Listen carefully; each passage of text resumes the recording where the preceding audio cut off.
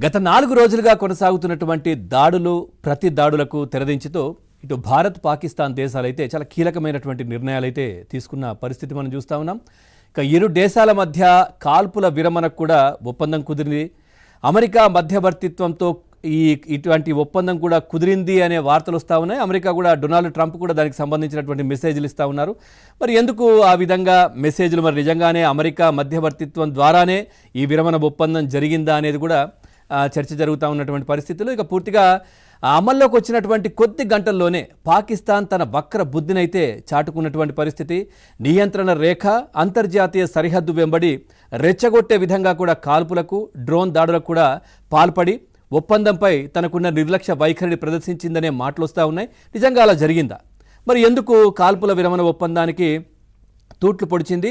ఇటు శాంతి చర్చలంటూనే మళ్ళీ అక్కడ దాడులు ఎందుకు జరిగాయి అనేది కూడా మనం చూద్దాం. అట్లాగే మరోవైపు కాల్పుల విరమణ ఒప్పందం కుదుర్చుకున్నప్పటికీ సింధు జలాల నిలిపివేత నిర్ణయం మాత్రం యథావిధిగానే కొనసాగుతుందంటూ కూడా భారత విదేశాంగ శాఖ వర్గాలైతే తెలిపాయి. ఇటు వీసా ఆంక్షలను కూడా ఉపసంహరించేది లేదంటూ కూడా చాలా క్లియర్గా తేల్చెప్పారు. ఎటువంటి షరతులు లేకుండానే కాల్పుల విరమణకు అంగీకరించామని కూడా చెబుతూనే సరిహద్దు ఉగ్రవాదాన్ని పాకిస్తాన్ అంతం చేసే వరకు సింధు జలాల ఒప్పందం నిలిపివేత కొనసాగుతుందంటూ కూడా చాలా క్లియర్గా వివరించారు. దీనికి తోడు భారతదేశంలో ఎక్కడైనా ఉగ్రవాద ఘటన జరిగితే దానిని తమ దేశంపై యుద్ధం చర్యగానే భావిస్తామంటూ చెబుతూ కూడా కాల్పుల విరమణ ఒప్పందానికి అంగీకరించినట్లు వివరించారు.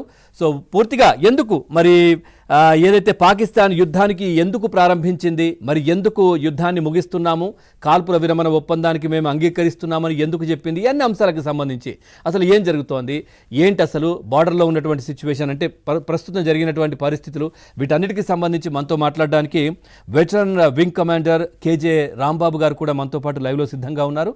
వారిని అడిగి మరిన్ని వివరాలు తెలుసుకుందాం. సార్ నమస్కారం. ఏబిఎన్ ప్రేక్షకులందరికీ నమస్కారం. సార్ ఏంటి సార్, అంటే ఇప్పుడు మనం బార్డర్లో జరుగుతున్న సిచ్యువేషన్ మీరు చూస్తూ ఉన్నారు, మీరు వింగ్ కమాండర్గా వర్క్ చేస్తున్నారు. అసలు ఏం జరుగుతోంది ఏంటి? మరి ఇప్పుడు పాకిస్తాన్ యుద్ధానికి కాలు దువ్వింది. మొదటి నుంచి కూడా ఇండియా ఎక్కడ యుద్ధం చేయాలనుకోవట్లేదు, దాన్ని